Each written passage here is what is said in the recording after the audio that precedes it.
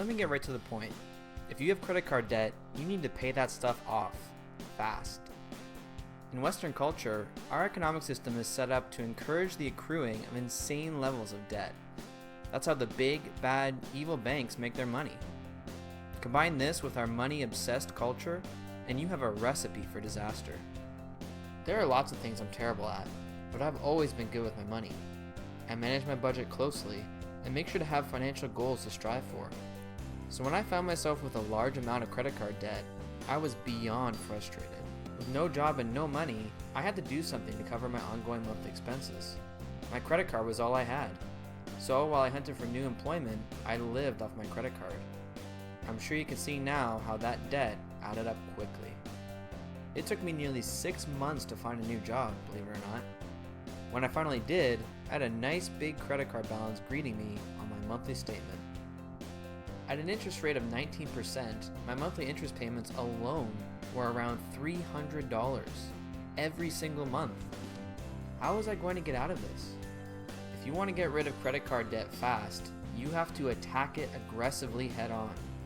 You need to dig deep, make sacrifices, and get creative.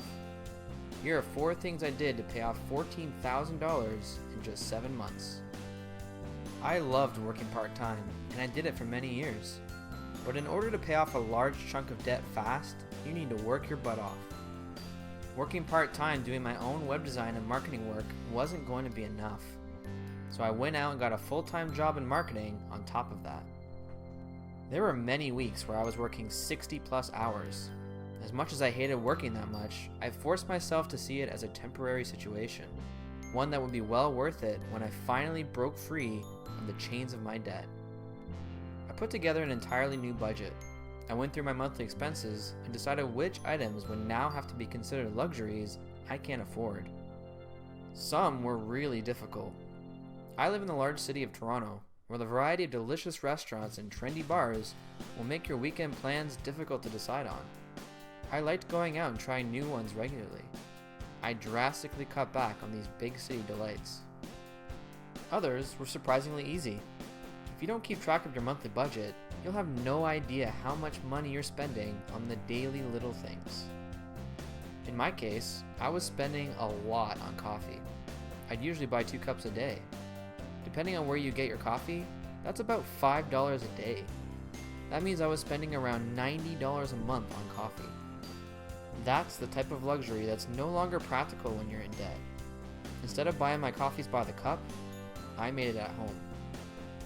What makes credit card debt particularly difficult to pay off is the insanely high interest rate. Average credit card interest rates are around 20%. If you have great credit, you can likely get it closer to 10%.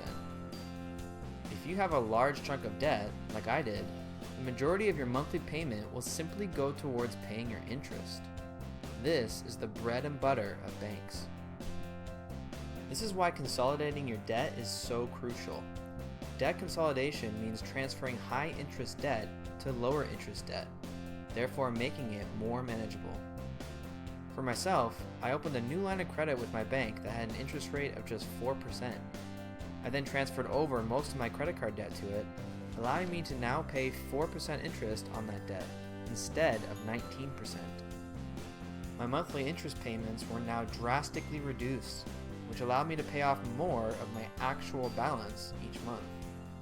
This made a huge difference and should be one of the first things you look into when dealing with debt. If you find it a tad confusing, get some help from a friend who's done it. I guarantee you have at least a few. One of the most important things you need to do is maintain a positive attitude. I know, people who know me will laugh at that. I'm not exactly the glass half full type, which is exactly why I need to continue to work on it. But nothing brought my mood down more than feeling weighed down by debt.